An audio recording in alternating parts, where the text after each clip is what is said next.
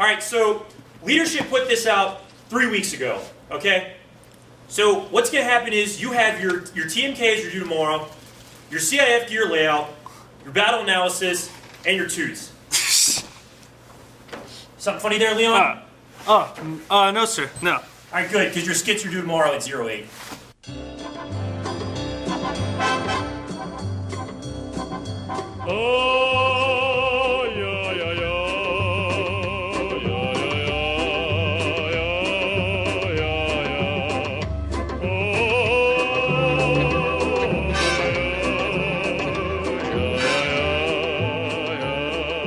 All right, so my recommendation to the class is that you guys start working on your stuff, okay? Once you become platoon leaders, it's gonna be expected that you do PT at least 3 times a day, all right? You have op orders due on your desk at 0600 to your company first sergeant and your company commander, all right? You're gonna have to inventory your cages at least 3 times a day, all right? You're gonna have at least 12 deployments. Hey, where you going, Dennis?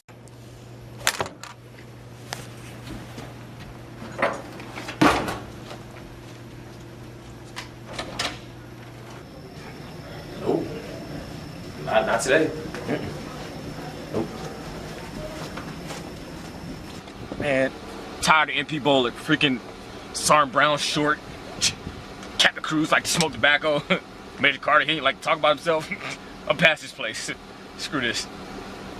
Hey Dennis, Second Lieutenant Garrison here. I'm ready to go when you are, buddy. You ready to roll? Yeah, man, let's go. Let's rock out.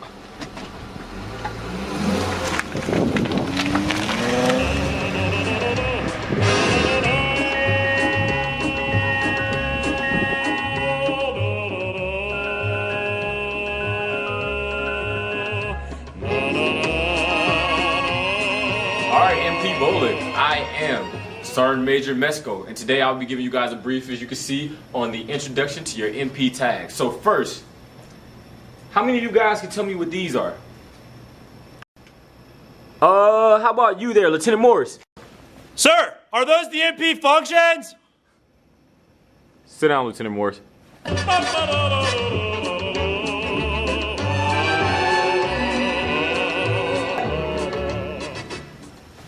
Room attention! Carry on. Carry on. So, Lieutenant Dennis, have you started your briefings yet? No sir, we were actually... What?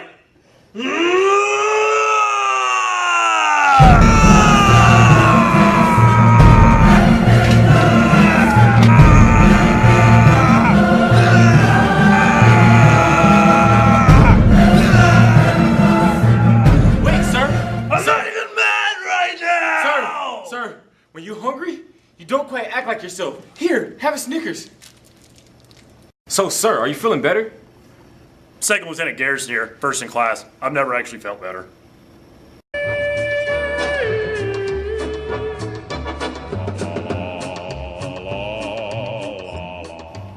Yeah, so, Lieutenant Dennis. Where are you from, Lieutenant Dennis? Fort Bragg, sir. Fort Bragg, home of the airborne. Yeah, Dennis. I remember you. I saw you, you were playing basketball, right, the other day? Yes, sir. Yeah. I saw you, you were getting dunked on by the little 3 feet tall kindergartners, right? Nah, negative, sir. Yeah, I saw that. Lieutenant Leon, you remember the, first thing I taught you? Nah, go ahead, sit down. Sir, was it, like, have good skits, sir? Nah, you don't need a good skit. I'll be there, don't worry about it, I'll be there. Oh, okay, sir. Yeah.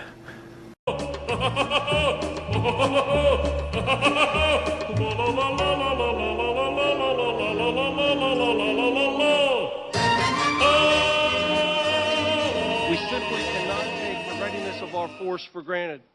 If we do not have the resources to train and equip the force, our soldiers, our young men and women are the ones who will pay the price, potentially with their lives. I love coloring. Come on, stay in the lines, Major Dooley. Stay in the line. To ensure that we never send soldiers into harm's way Kind that are of. not trained, I don't know. equipped, well-led, and ready for any contingency. Oh, I'm going to stop you right there, sir.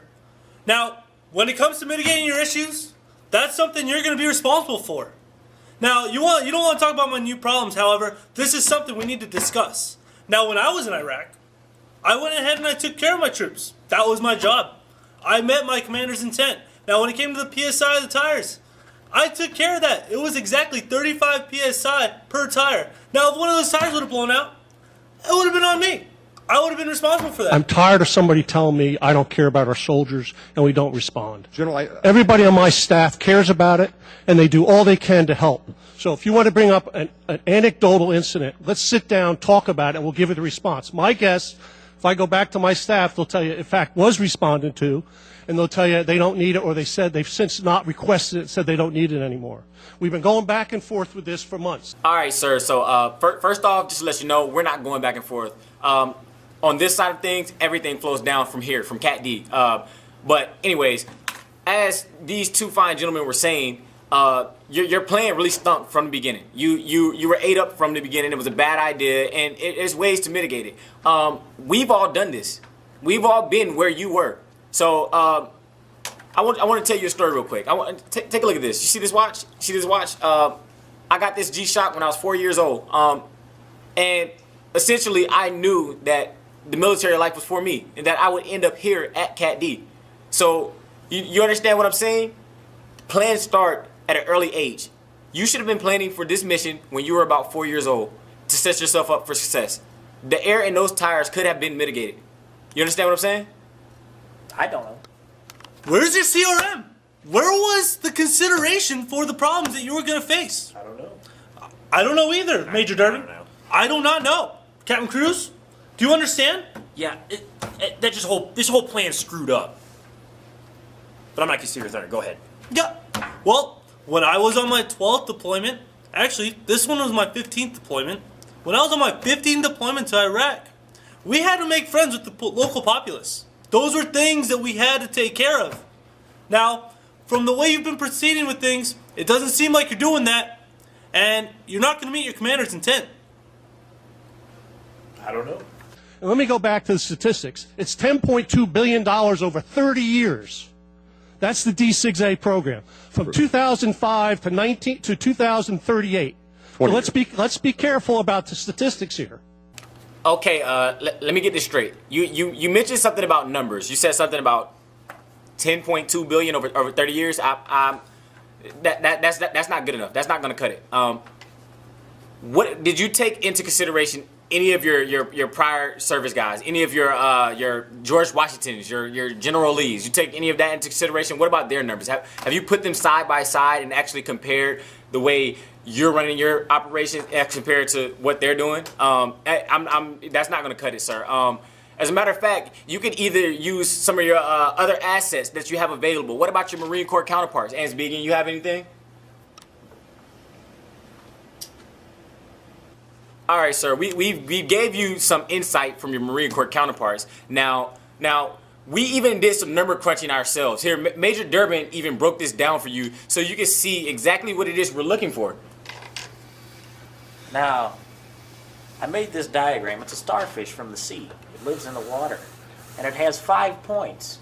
And each point is a number. There's 1, 2, 3, 4, and 5. That's what a good starfish has. See, and I don't know, but I'm pretty sure. That's what we're looking for. We're looking for those numbers. You got to make sure you have those numbers. I mean, it's really, really frustrating. I want you to take this back, and I want you to reevaluate what you were trying to do. Before we close out, though, Sergeant Brown, you have anything for us? No, sir. I don't have anything. If he wants to keep doing it the hard way, that is. It's all on his head. I mean, you just keep doing what he wants to do and do the hard trouble, but he could come to me. I'll set him up to success. I got all the supplies he needs. All he has to do is come to me. But if he wants to keep doing it the hard way, that's on him. All right, so when you were briefing this operation, whatever, D6A, you had some really good stuff in there. But we, as SGLs, we're not tracking as far as your link analysis or visualization goes. And that can be a real problem when you're with your soldiers. When you're out on these lanes and you're patrolling whatever, freaking Mengshavir, all right, you need to have a control plan so that when the feces hits the oscillator, No one's acting a fool. I want to have a conversation about this, and I want you to get briefed on D6A. D6A is much more than what we're talking about here as link analysis and visualization. It is a capability that allows us to link intelligence from the national level. You know, speaking of Mingus Shavir, like Captain Cruz said, when I led my Special Forces Police Battalion into Mingus Shavir, we didn't have any assets. We didn't have a Blue Force tracker. We didn't have radios. That was something I had to come up on my own. I made it up out of MRE boxes. Now, you're talking about these assets, I'm not seeing them. Is it perfect? No. Will we have iterative processes that can inject more technology? Absolutely. All right, sir. As I stated before, you're not where we need you to be. Your product isn't bad, but it's not what we're looking for here at MP-BOLC. We have a standard that must be met, and you're not quite meeting it right now. So I got Major Durbin here. He's going to give you some insight on the things that you're doing and what you need to do better. So Major Durbin, you can take over that. Oh, okay. I don't really know, but I drew this diagram to better explain your risk management model. And speaking, you have anything? Rah, kill, rah, kill, Guys, we might get in trouble for this, but I don't know.